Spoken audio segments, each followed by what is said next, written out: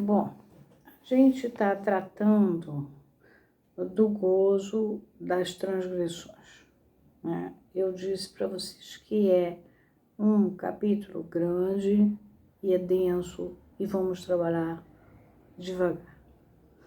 O que acontece no Lacan? Existe o Lacan dos escritos, né? Tem aqui os escritos que eu já estudei com vocês, né? 4 textos. E existe o Lacan do seminário. O Lacan dos escritos, ele vai, por exemplo, falar do tempo lógico e a seção da certeza antecipada. Aí ele vai usar matemática, vai falar, ele vai seguindo, embora seja de uma enorme riqueza, tanto é que eu gasto muitos vídeos para atravessar um texto, ele tem uma sequência e ele está falando daquilo. Ele escolhe menos B, mais ou menos, raiz de B2, menos 4AC sobre 2A, aquele formal, e ele vai falar daquilo, né? O seminário sobre a carta roubada, ele vai falar, aí ele vai trabalhar com as séries marcovianas do acaso, lá vai ele. Enfim, cada um ele vai usar grafos, etc. Ele vai trabalhar em cima daquilo. São os escritos do Lacan. Mas o Lacan dos seminários, e a gente está tendo que estudar aqui o Lacan do seminário, porque é onde eu vou encontrar esse gozo das transgressões.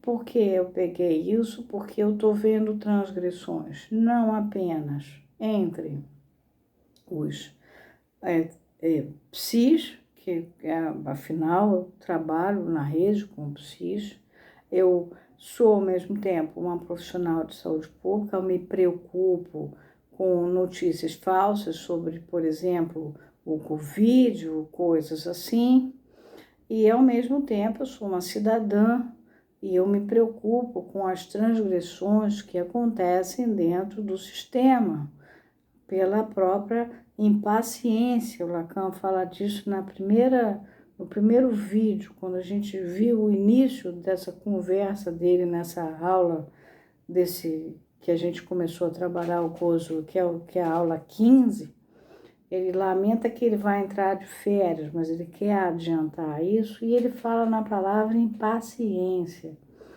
A impaciência é essa coisa de que eu tenho que abrir o comércio, eu tenho que abrir. Meu filho, você primeiro tem que livrar o povo, a população, de uma doença letal. Eu vou dar cloroquina porque eu fiz lá, sei lá qual acordo. Já está aprovado pela comunidade científica que cloroquina mata. Então, isso não pode. Então, essa impaciência para conseguir o que quer e ficar satisfeito e feliz e buscar a felicidade que nós todos temos. O problema é se a gente tem saúde mental para puxar o freio e falar, peraí, não é bem assim, não é? A Luísa Trajano, por exemplo, dona do Magazine Luiza, falou, peraí, eu tenho 2 anos, eu seguro por 2 anos, dá tempo. E outras empresas também estão segurando. Então, tem como segurar? Tem, desde que você não esteja pegando dinheiro para passear, botar guardanapo em Paris, num restaurante. Mas se você estiver cuidando da coisa pública de uma maneira correta, ou se você estiver administrando bem a sua empresa, em vez de torrar toda, você ganhou no lucro e você está repondo e aumentando a sua empresa e tornando ela. Outro dia eu estava no mercado e eu fiquei impressionada de ver que a empresinha que vendia produtos naturais, eles se prepararam tão bem para o Covid, que hoje aquilo é uma grande vitrine de grandes caixas transparentes, onde o cara todo paramentado vai com um saco plástico na boca daquilo e aquilo cai como se fosse bebedouro, assim, a água. Aquilo cai, as sementes, cai as favas, cai enfim, os feijões, tudo num saquinho, e aquele saquinho já sai para... Então, eles se prepararam, eles tinham guardado dinheiro para poder um dia fazer frente a um Covid. Então, depende se você quer ganhar para correr, para viver, não. Eu ganhei, já vou me endividar, porque aí eu já compro, aí paciência, vai pagar o preço o dia que aparecer um Covid, não é? E essas irresponsabilidades o governo está tentando segurar, os bancos particulares estão dando empréstimo, enfim, estamos tendo que consertar. Mas não é porque a culpa é de A ou B ou C, é pela má administração da sua pressa lógica, que é o nome em bom português que nós damos a esse tipo de coisa perversa que as pessoas às vezes têm. Em vez de elas pensarem e puxarem o freio de mão, falar, para a minha empresa gerou tanto, eu vou investir nela, aumentar ela. Eu pedi empréstimo ao governo, em troca, tenho que dar empregos e assim por diante, se organizar. Ah, não, eu vou pegar tudo, malocar, mandar lá para fora, fazer não sei o quê, trocar o endereço da empresa para outro país. Ora, sim, quando chega um Covid, você realmente não tem, aí vai ter que pagar o preço disso, vai ter que vender quadros, joia, apartamento, paciência. Foi o preço que você escolheu por não ter investido no seu negócio. Mas isso aí não é culpa de ninguém, a não ser de uma desordem própria mental da pessoa, do gestor. Se você botou um gestor, ou de você mesmo que botou esse gestor. Eu já falei que às vezes a gente faz coisas que não queria fazer. Bom, nesse primeiro entrada, quando Lacan entra, ele lamenta que ele vai ficar de férias, mas que ele quer falar dessa questão do gozo, da transgressão, né? Você, quando transgride, tem gozo, mas gozo é paradoxal, ele tem prazer e desprazer. Você ganha, mais lucra. Você ganha, mais perde. Você tem um enorme prazer, mas você tem também o outro lado do extremo do desprazer, na hora que você faz a transgressão. Tem um preço para cá e um preço para lá. É disso que ele está tratando.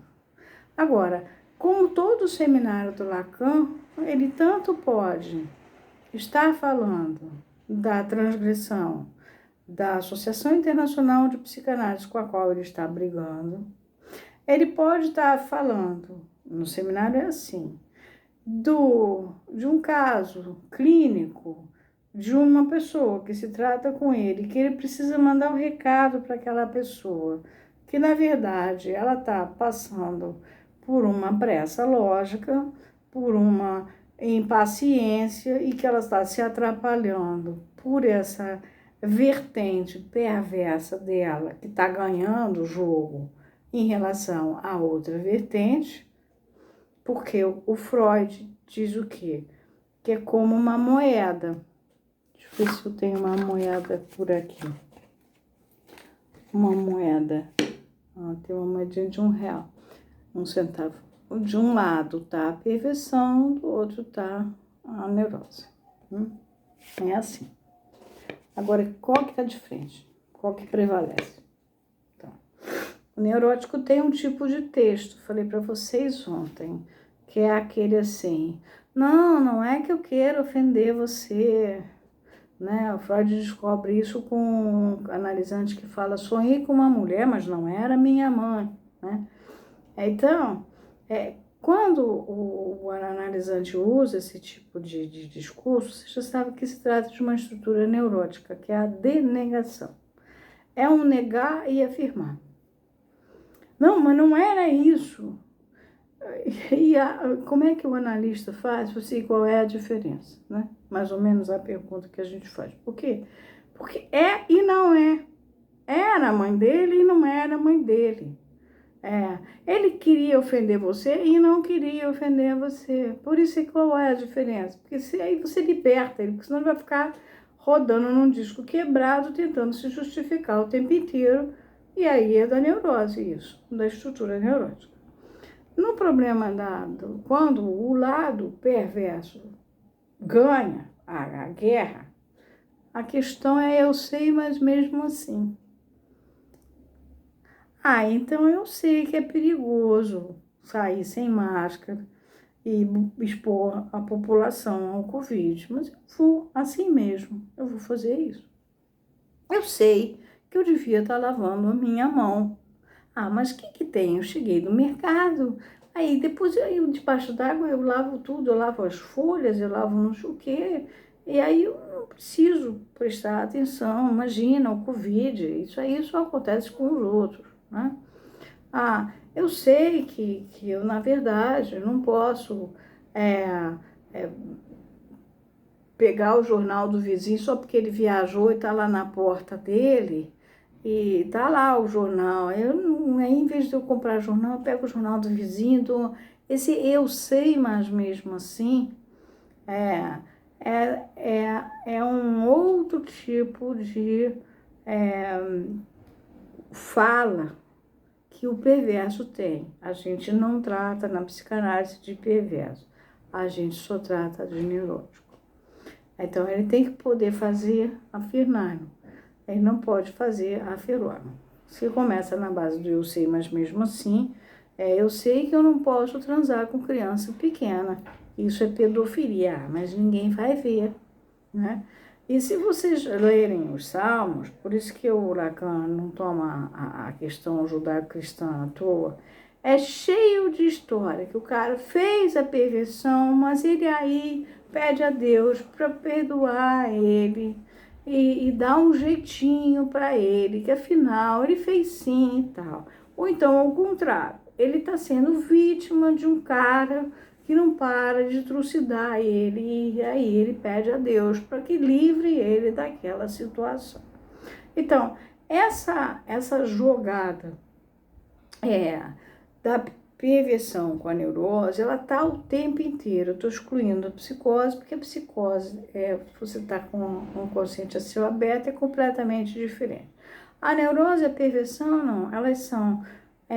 o Freud falava em a cópia e o negativo da fotografia, mas eu acho que vocês não sabem como é que funciona uma fotografia nos seus fotógrafos, porque hoje tudo é...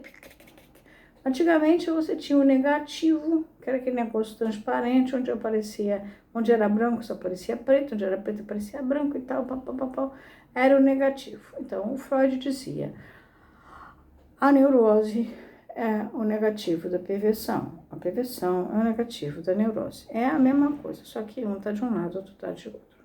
A gente não trata na psicanálise da perversão, a gente trata da neurose. Você tratar da perversão fica mais perverso que já era.